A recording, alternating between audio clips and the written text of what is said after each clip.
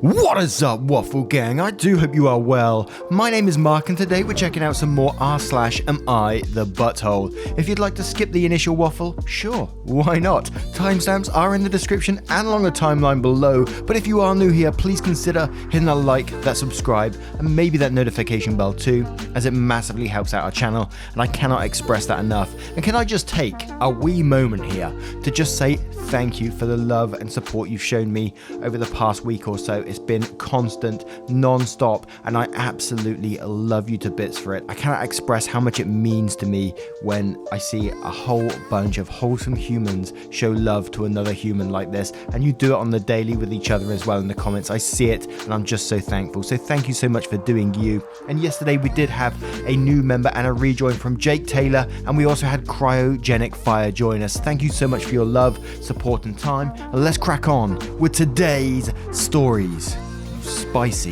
Spicy so-and-sos. Much love, guys. And our first story comes from IB Goose Saint. Am I the arsehole for being disgusting in front of my fiance's family to prove a point? Disclaimer, discussions of poop.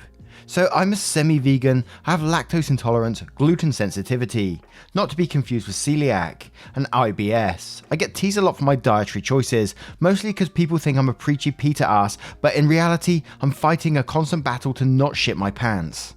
I also get people thinking I have an eating disorder because I'm relatively petite and can't eat 99% of food and spend a lot of time in the bathroom.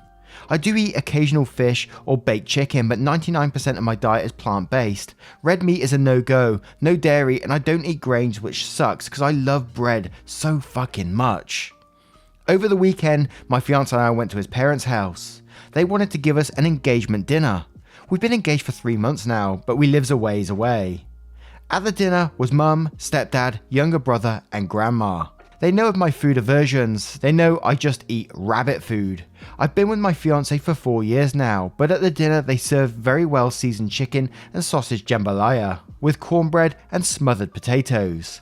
I've lived my entire life in southern US, surrounded by delicious food I cannot digest. I was really hurt. It felt like I was ignored. My fiance asked if there was anything I could eat, since it was almost completely against my dietary restrictions. Their response was I should just live a little and I needed some meat on my bones anyway. After all, we were celebrating. I should enjoy myself. Well, I excused myself and my fiance asked if I wanted to leave. I said no, I'm used to it. I didn't want to come off as stuck up. So I ate the food. Not a lot, but enough to be polite. And listen, it was fucking good, I'll admit it. But less than half an hour later, I felt the rumbles. You know the ones where a deluge is imminent. We were all chatting in the living room. The night was winding down, but I knew I wouldn't make it all the way back home. I excused myself to the restroom, but at the last second, I decided rather than go to the guest bathroom on the other side of the house, I'd go to the half bath next to the living room. So I went. In all my loud, stinky glory, I went. It lasted maybe 5 minutes, but the damage was immeasurable. The bathroom stunk, and when I came out, it was obvious everyone heard. It was awkward. I said, sorry, sensitive stomach, you know. And we left shortly after. My fiance was embarrassed and we fought on the car ride home. He said I did it on purpose and it was disgusting, and I shouldn't have been so petty. We could have just left. Why would I act so immature, etc.? I wasn't sorry. I said his family knew about my problems, but ignored me. I couldn't help it. Was I being an arse? Now, I'm personally going to come straight in with and not the arsehole in this one, but I can see this one potentially going both ways. Simply as, you know, some people may look at it as fiance said, look, we can leave if you want to, and you could have just refused to eat the food. But at the same time, I think if I was in that situation and, you know, you're being pressured to eat food by fiance's family, and they're all telling you to live a little and play it down and all that sort of stuff. It can be incredibly hard sometimes to stand up in front of, you know, your fiance's family or something like that. I can imagine how hard that will be. And this is the path that I'm going down at the moment. And I don't think the family was, you know, being serious about OP's food requirements. Clearly they wasn't, but by the words that we're saying, like live a little and stuff like that, just totally playing it down. And I have a friend who has Crohn's, and I watched them for years and years struggle with food and, you know, have these troubles. And I saw their social media posts talking about the issues that they encountered, and it was incredibly heartbreaking. And it's not just, you know, a physical illness, it's a mental one too, because it can really affect your mental state when you're constantly having to think about what food you can eat, and if you do eat it, what's going to happen next, and then you're worried about having to go to the toilet afterwards and cause a scene because of it, because you're basically trying not to shit yourself. And I may get hate for that opinion, but at the same time, I sort of don't really care on this one, because I've seen a similar disease with these effects and how it affects someone. And for someone to play it down, I don't think it's right, and I can't excuse it. Yes, it was petty, and if she did it on purpose, it was pretty grim, but at the same time, you know, it is what it is, in my opinion. But let's check out some of the comments to see what they say. So we have the shadow people saying, not the arsehole, they should have made some food you could eat too. What they did was flat out rude. Maybe now they'll respect your dietary needs. And Weird Bird Nerd said, I disagree. Fiancé would have left and stood up for OP in the appropriate manner. Being clear that it's not OP choosing not to live, but rather than she can't eat these foods. Instead, she decided to turn her fiancé down and be incredibly passive aggressive. Are her future in-laws ignorant? Yeah. Is being passive aggressive, and yes, gross, the way to remedy that? Absolutely not. Next time, OP, when your fiancé offers to leave, take him up on it. And again, I kind of look at it, it's like, if you're leaving, that almost looks passive-aggressive in itself as well. I don't know. ETA, since a lot of people keep saying something to the effect of, and shit her pants, or being forced to eat food for years until she snapped, read the paragraph where her fiancé took the lead. Asked his parents where the food for OP was, and upon hearing there was none, asked OP if she wanted to leave again. She will not be forced to eat food, and she will not be shitting her pants in the car or otherwise if she simply leaves, which her fiancé offered to do. Her fiancé was willing to set a clear boundary and enforce it. Sure, if he wasn't willing to do that, OP would have been in the right, and the comments about leaving the fiancé might be valid, but that's not the case here. What OP did was not the right choice given the other options available to her. She willingly and knowingly ate food she did not need to.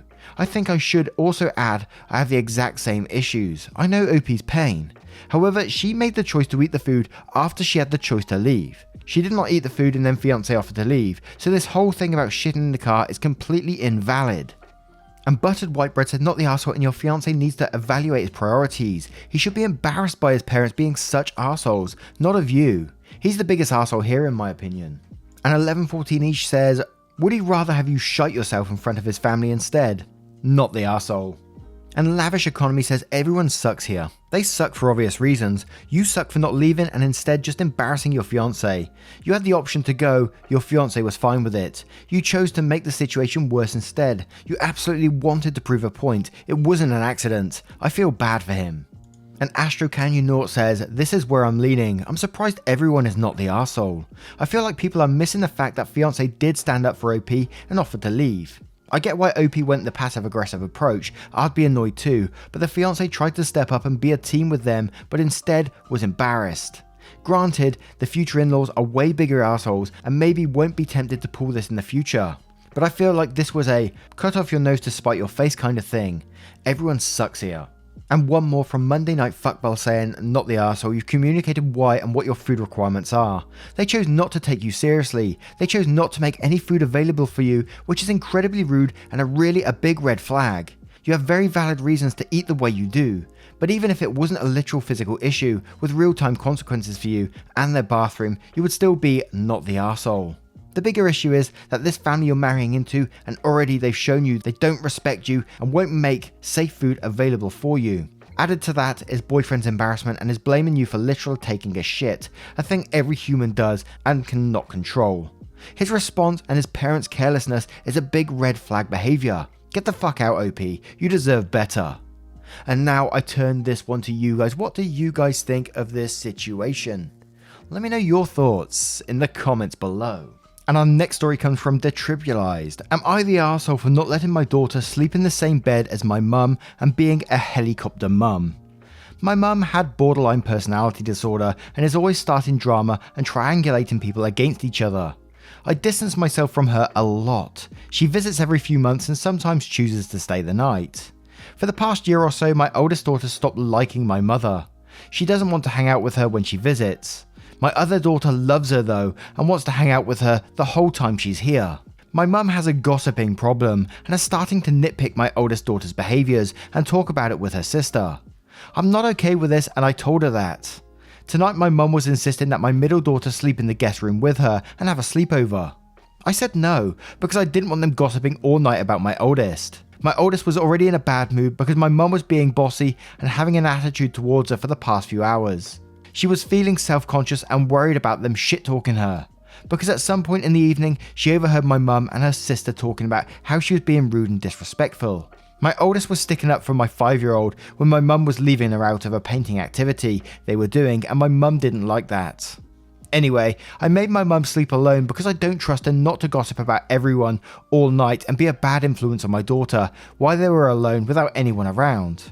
My mum got super mad and my daughter started crying about it. I feel like an asshole now, but I also don't trust my mum not to triangulate my daughter against her sister and against me.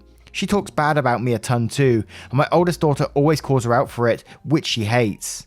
I really don't know what to think. I can't tell if I'm being gaslit or if I'm doing the right thing. Am I the arsehole for not letting them hang out unsupervised?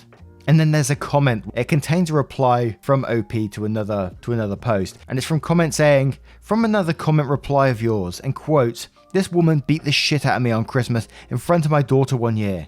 I had a restraining order against her for years because of that. I honestly would prefer not to even have her around, but family pressures me a lot, so I gave in after a few years."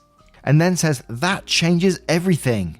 Banish her from your house immediately. Banish anyone else who disagrees with that choice. If your husband isn't supporting you in this, then I don't know what to say except you're in a very, very shitty situation and you need to do whatever you can to make a nice stable home for your children. I hate to say this, but you're the arsehole. So what if your family pressures you? Tell them to go to hell for not showing more concern for you and your kids. It seems you need a whole new attitude when it comes to organising your family priorities. Develop that new attitude and sort some things out." And Chew My Fudge says, "Not the arsehole for protecting your daughters.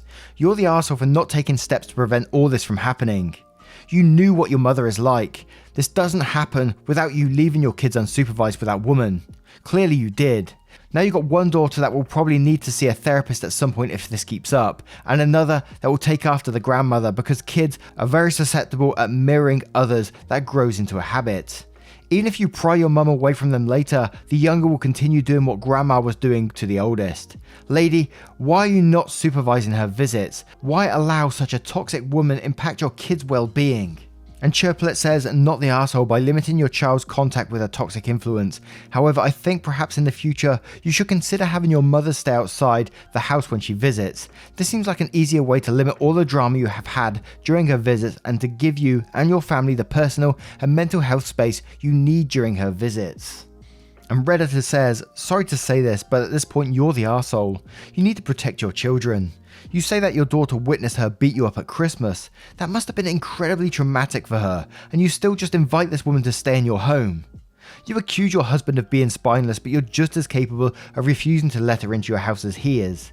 You know what she's like. You know if you invite her in for the day, she'll stay over, so don't invite her for the day. If you want to keep some semblance of relationship with her, don't have her anywhere you can't supervise every conversation with your children. Don't allow her to stay over. Preferably, don't allow her into your house for the sake of your eldest daughter. Put boundaries in place and actually stick to them. For your children."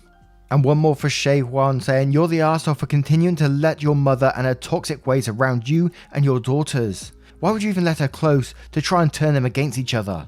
Cut her out. Apologise to your oldest daughter for letting her BS go on as long as it has, and not protecting her sooner. Then explain to your middle daughter why she will not be seeing grandma anymore and why her behaviour isn't okay. Then apologise to her for letting it go on this long. Where is your mama bear? She is toxic and bringing it into you and your children's lives because you are letting her. Stop her now." And now I turn this one to you guys. What do you guys think of this situation and what should OP be doing to counter it? Let me know your thoughts in the comments below.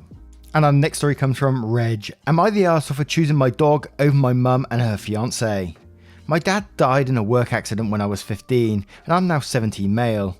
Last year my mum started going out with Anthony and they just got engaged. Anthony wanted to move in, but the problem is he's severely allergic to dogs. My mum told me we had to get rid of Dax, my dog. Like not even as a question, just straight up said that's what we're gonna do. I fought with my mum over this because he is my family and he's what helped me get through losing my dad. Dax was my dad's dog that he rescued from a shelter when he was still a puppy and we had him since I was 11. So he means a lot to me. But my mum was like, nope, he has to go. We fought so much about it that I actually cried. Nobody wanted to adopt Dax though, and I had to beg my grandpa from my dad's side to take him, or else my mum was going to take him to a shelter. The problem was my grandpa lives an hour away and he can't do much physical stuff like take him out for a walk, feed him, take him to a vet, etc. and no one around to help him take care of a dog. My grandpa suggested I could move here with him since all of my classes are on Zoom and I'm graduating in June anyways.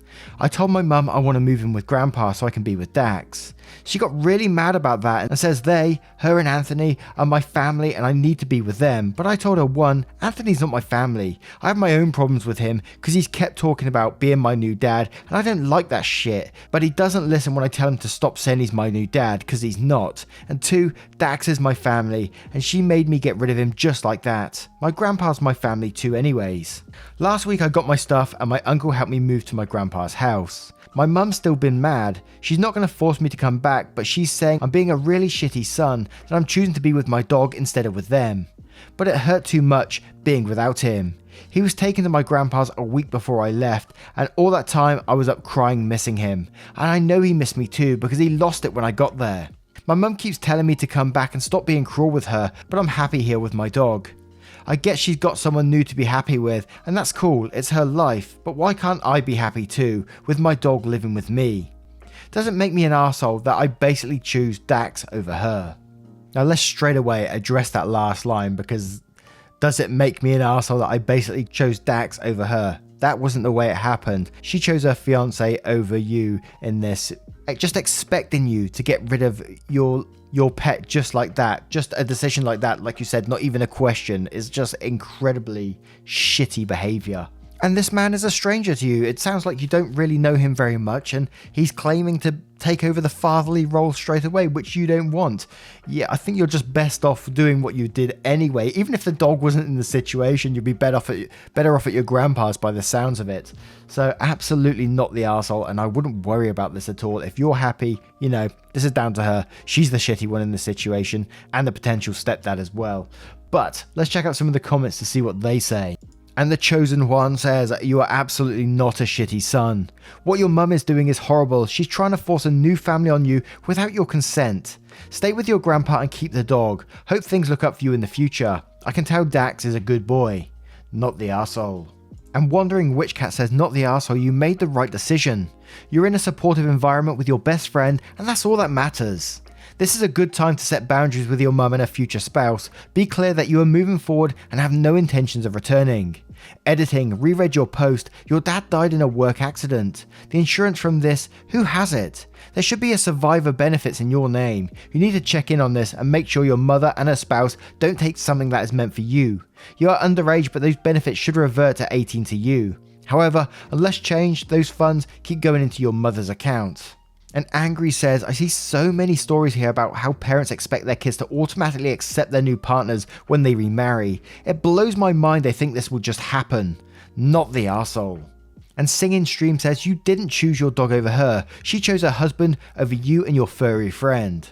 Furry friend was kicked out of the house and you followed him. Not the arsehole, your stepdad and mum are majorly out of line. And to be honest, I'm pretty concerned here that your stepdad is going to turn out to be abusive.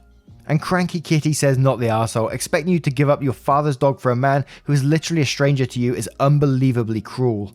Expecting you to accept the total stranger as your new father is equally unfeeling. I'm glad you have a grandfather and uncle who could save your dog for you. And one more from Ryan saying, I'm going to put it like this, in no way should a true mother ever force you into such a terrible ultimatum.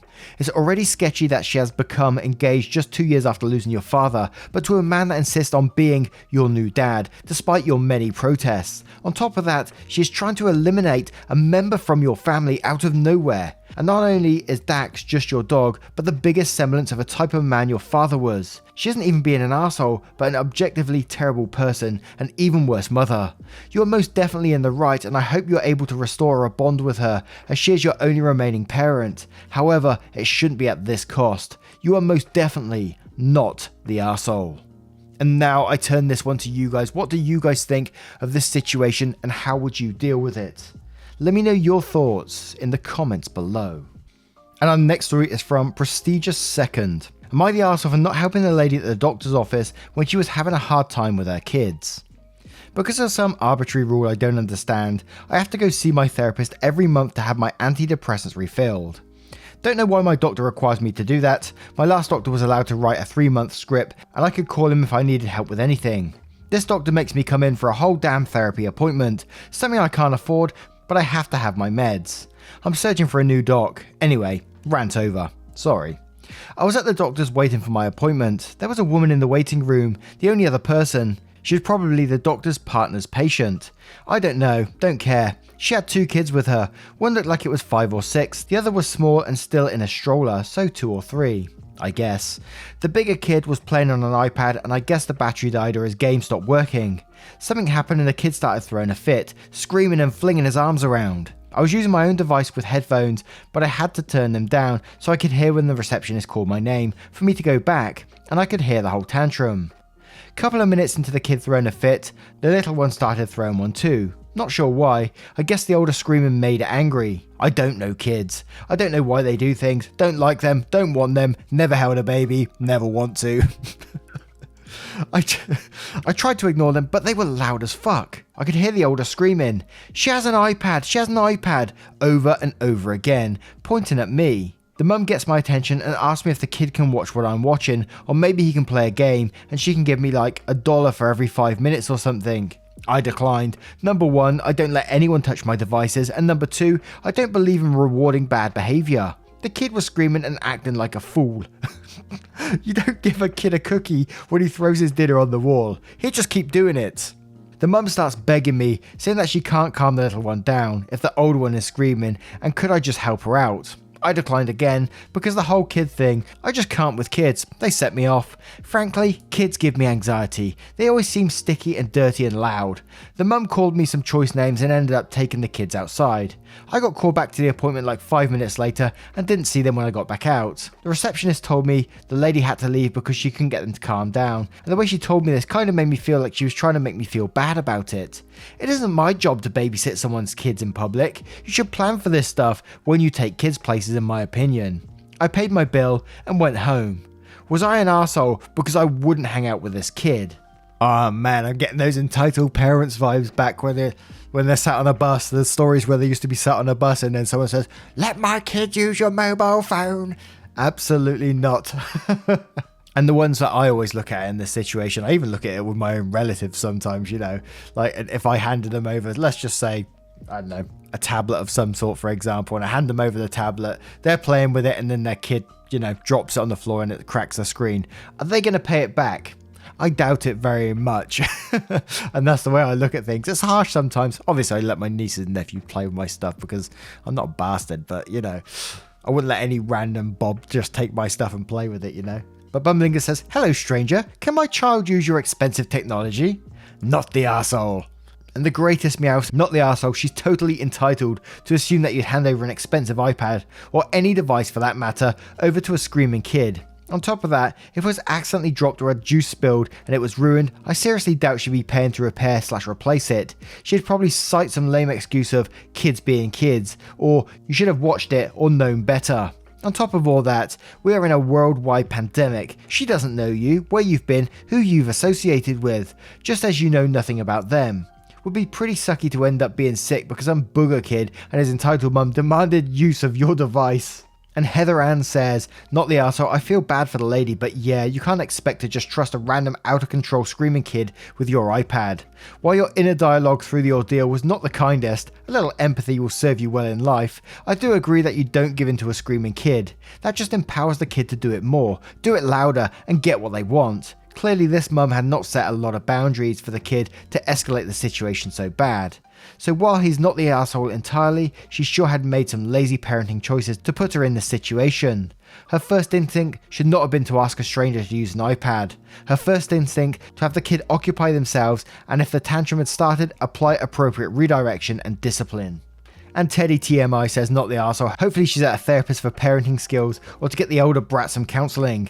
Have a talk with your doctor about the appointments. Explain that monthly appointments are a drain on your time and your insurance company's resources, and that you have to change providers if you can't get at least one refill. Once every 60 days is plenty for medication management. And now I turn this one to you guys. What would you do if you found yourself in a similar situation? Would you hand over your device to this child or not? Let me know your thoughts in the comments below. Now, once again, guys, thank you for being here. Thank you for taking the time out of your day, for being involved in the channel and just getting involved. It means the absolute world to me. And if you want to support the channel further, you absolutely can by clicking that join button down below for YouTube, or clicking the link in the description for Patreon and joining up there. It means the world. Is super helpful, and yes, but never any pressure to do so. Now, thank you for being here, guys, and I will see you in the next one. Take care, guys. Much love.